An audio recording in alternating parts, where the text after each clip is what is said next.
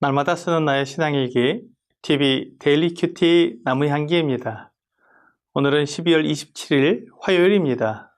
오늘 함께 묵상할 성경 본문은 사도행전 27장 9절에서 26절입니다.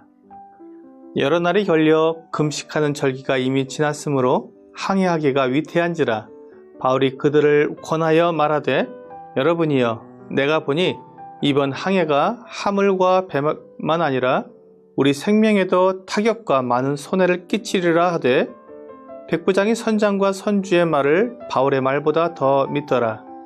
그 항구가 겨울을 지내기에 불편하므로 거기서 떠나 아무쪼록 베닉스에 가서 겨울을 지내자 하는 자가 더 많으니 베닉스는 그레데 항구라 한쪽은 서남을 한쪽은 서북을 향하였더라. 남풍이 순하게 불매 그들이 뜻을 이룬 줄 알고 닻을 감아 그레데 해변을 끼고 항해하더니 얼마 안 되어 섬 가운데로부터 유라굴로라 하는 광풍이 크게 일어나니 배가 밀려 바람을 맞추어 갈 수 없어 가는 대로 두고 쫓겨가다가 가우다라 하는 작은 섬 아래로 지나 간신히 거루를 잡아 끌어올리고 줄을 가지고 선체를 둘러감고 스르디스에 걸릴까 두려워하여 연장을 내리고 그냥 쫓겨가더니 우리가 풍랑으로 심히 애쓰다가 이튿날 사공들이 짐을 바다에 풀어버리고 사흘째 되는 날에 배의 기구를 그들의 손으로 내버리니라. 여러 날 동안 해도 별도 보이지 아니하고 큰 풍랑이 그대로 있음에 구원의 여망마저 없어졌더라. 여러 사람이 오래 먹지 못하였음에 바울이 가운데 서서 말하되 여러분이여 내 말을 듣고 그레데에서 떠나지 아니하여 이 타격과 손상을 면하였더라면 좋을 뻔하였느니라. 내가 너희를 권하노니 이제는 안심하라. 너희 중 아무도 생명에는 아무런 손상이 없겠고 오직 배뿐이리라. 내가 속한 바 곧 내가 섬기는 하나님의 사자가 어젯밤에 내 곁에 서서 말하되 바울아 두려워하지 말라.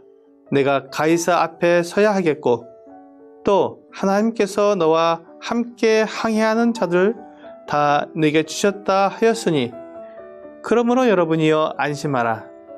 나는 내게 말씀하신 그대로 되리라고 하나님을 믿노라. 그런즉 우리가 반드시 한 섬에 걸리리라 하더라. 바울 일행과 바울을 로마로 호송하는 백부장 율리오의 군사들은 지금 그레데 섬의 미항에서 머물고 있었습니다. 미항은 아름다운 항구라는 이름으로 우리 인생의 항해에서 위로와 쉼을 주는 안식처 같습니다. 그런데 지금 바울이 탄 배는 이집트 알렉산드리아에서 이탈리아로 가는 큰 곡물 운반선이었습니다. 그 배에는 바울 일행을 합하여 모두 276명이 타고 있었습니다. 상당히 많은 사람들이 갑자기 이 작은 항구에 내려서 한두 달을 머무르는 것은 결코 쉽지 않은 일이었을 것입니다.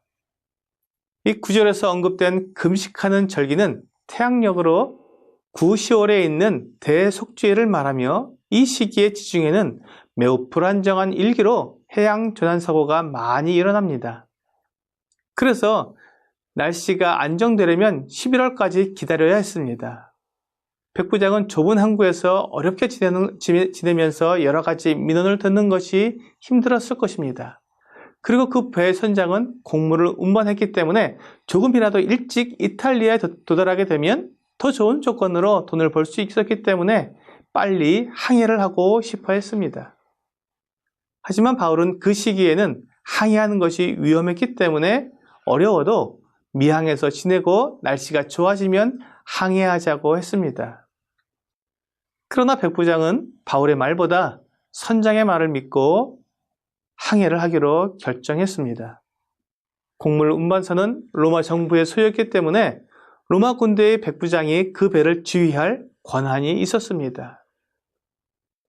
그들은 지금 그레데 섬의 남동쪽에 있는 미항에서 남서쪽에 있는 베닉스 항구로 가려는 것이었습니다.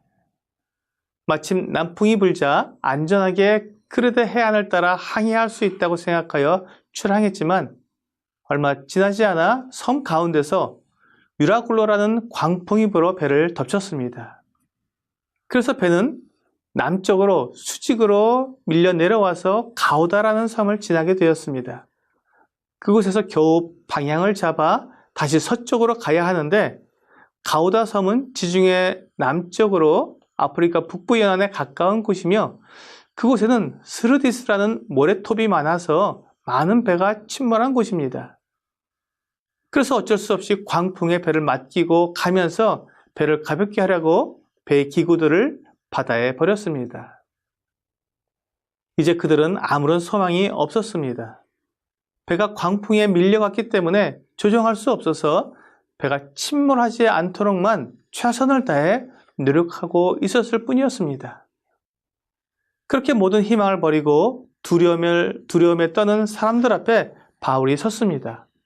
그리고 확신에 찬 목소리로 그 배가 반드시 한 섬에 걸릴 것이라고 말하면서 어젯밤에 그가 섬기는 하나님의 사자가 곁에 서서 두려워하지 말라고 말씀하셨고 바울뿐만 아니라 그 배에 탄 모든 사람을 다 바울에게 주셨으니 모두가 다 살게 될 것이라고 말했습니다. 바울은 멸망으로 향해 가는 사람들에게 예수 그리스도를 전해주어 생명을 얻게 하는 사도의 사명을 감당하고 있었는데 지금 그의 배에 탄 사람들도 모두 죽음 앞에 있었지만 그로 인해 죽지 않고 살게 된 것입니다.